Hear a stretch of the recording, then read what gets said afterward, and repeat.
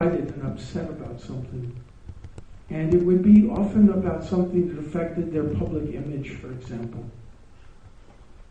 But the only thing that's really urgent, in my view, after my experiences, is if people's lives are at stake, if there's a danger of harm, if there's a threat to people, that's a matter of urgency and concern, not whether somebody's reputation may be tarnished a little bit, or that somebody's misquoted.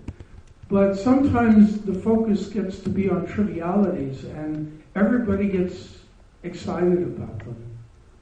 I mean, for example, there are lots of races around the world, but the fact that they keep on dwelling on this basketball guy, they've made a decision that this guy, because of his racist comments, shouldn't own, the Clippers, this basketball team.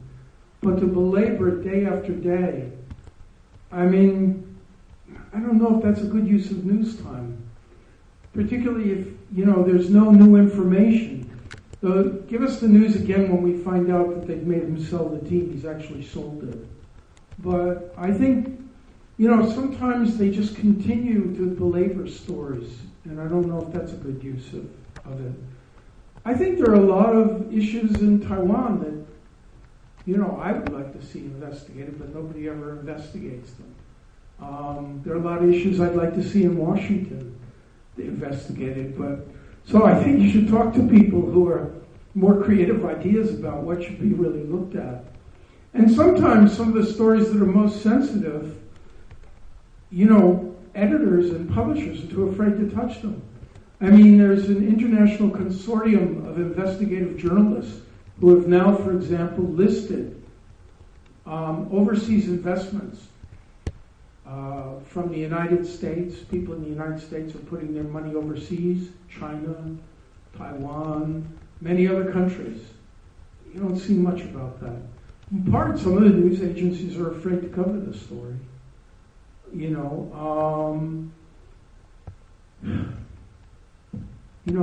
That's interesting, I think. Because, ultimately, who's doing what with money, is often a more interesting story. There's somebody's, going to come from Bloomberg News next week. We've invited him, the Center for Asia Policy, and he's a senior journalist for Bloomberg. He's going to talk about journalism in Asia, and the topic of his talk is going to be harnessing data to uncover the truth. I don't think he's going to be talking about this issue, but I think he's going to talk about how you can look at actual data that's available publicly and how much you can learn from that. It seems to me sometimes people should be looking at that rather than some off comment that one person made. You should be investigating the harder stories that may tell you much more about what's really going on in society or in, international relations or in the economy, things like that.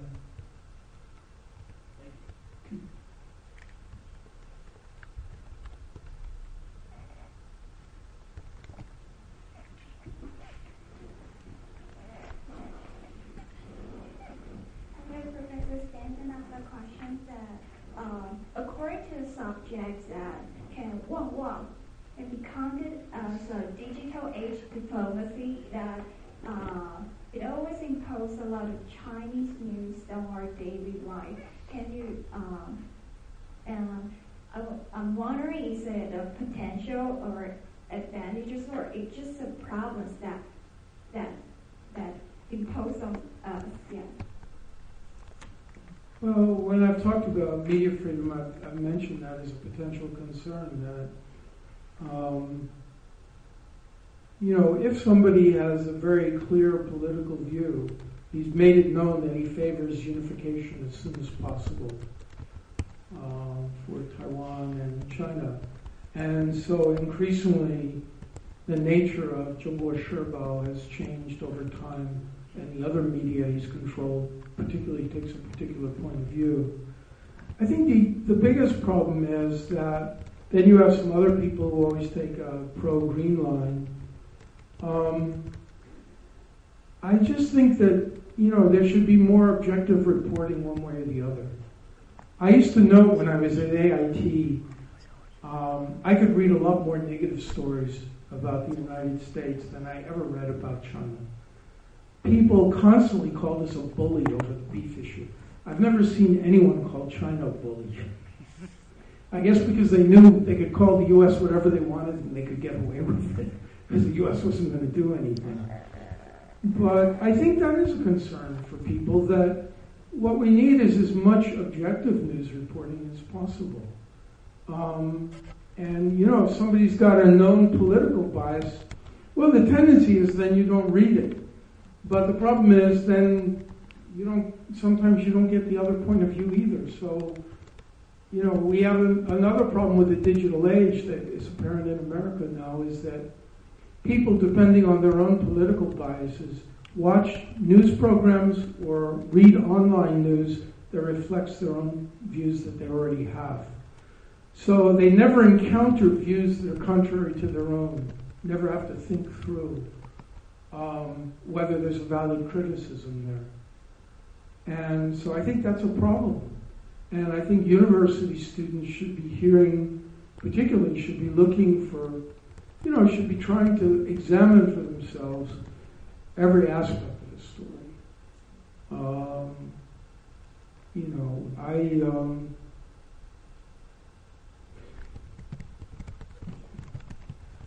There's certain things I'm not going to say.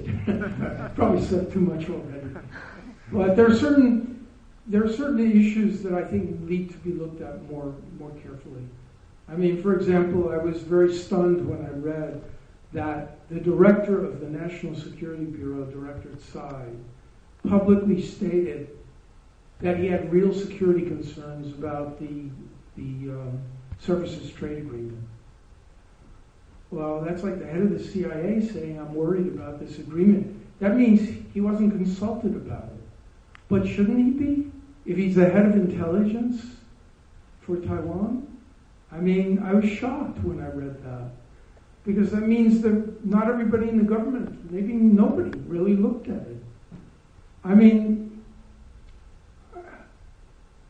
or I see, when I see that there are statements by the Ministry of Foreign Affairs saying we're moving forward as quickly as possible on the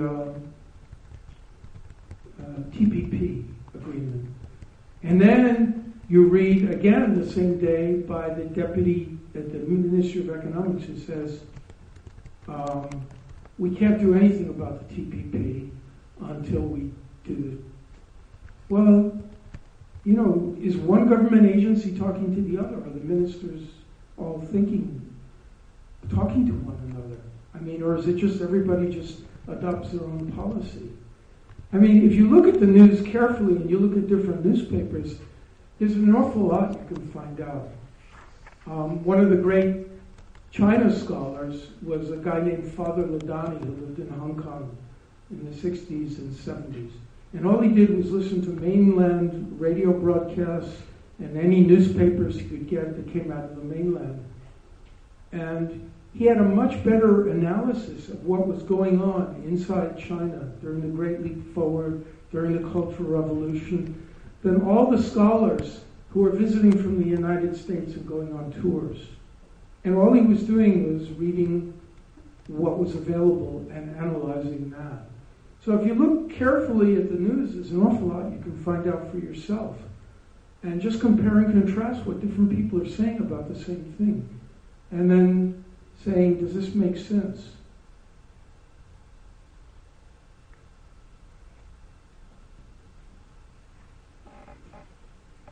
Sure. 您好，我讲中文。 OK。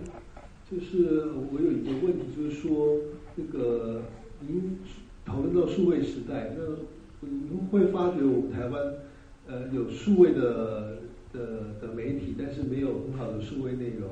您打开电视新闻台，这个新闻台永远播 local 的 news， 然后重复又重复。你打开电视那个报纸也是一样，都是本地的新闻。 我们有一位施正荣先生，他说台湾这个虽然很多读书还是一个半文盲的社会，您觉得这个数位时代对台湾有任何帮助吗？谢谢。Yeah, well, we did a symposium with journalists on this issue that, the news here is very divided, that a lot of the news is trivial on television coverage, that they talk about, I don't know, the latest accident in the streets. I mean, that's a phenomenon also actually on local news in the United States now. You can watch for an hour and there's nothing important in the news. Or some of our local newspapers also deal with trivialities. And also, as I said, you have increasingly divided political views. I don't know what the answer is. I mean, when we did our symposium on media freedom, Eric Scher, who works for CTI, talked about how, he's got a program that's broadcast overseas, which brings in experts that are objectively talk about different issues with different perspectives. And they can broadcast that overseas, but there's no market for it here. Nobody wants to pay for it. And he said it's unusual because Taiwan being a capitalist system, there should be competition between the news programs, and they should be different as a result. But actually they become more and more like one another. And they repeat the same kinds of stories are repeated in each one. This is kind of the effect of, the media talking to itself. They look at what other programs are, and they have to compete with those other programs, so they deal with the same stuff. And there doesn't seem to be a sufficient market of people who want to see different kind of coverage. But I don't have a solution for it or how it can be helped. I think Taiwan people should, start speaking out and saying we'd like to see something different, something better. I don't know, it's not a very good answer. Maybe I didn't understand your question well enough, but did I? Yeah.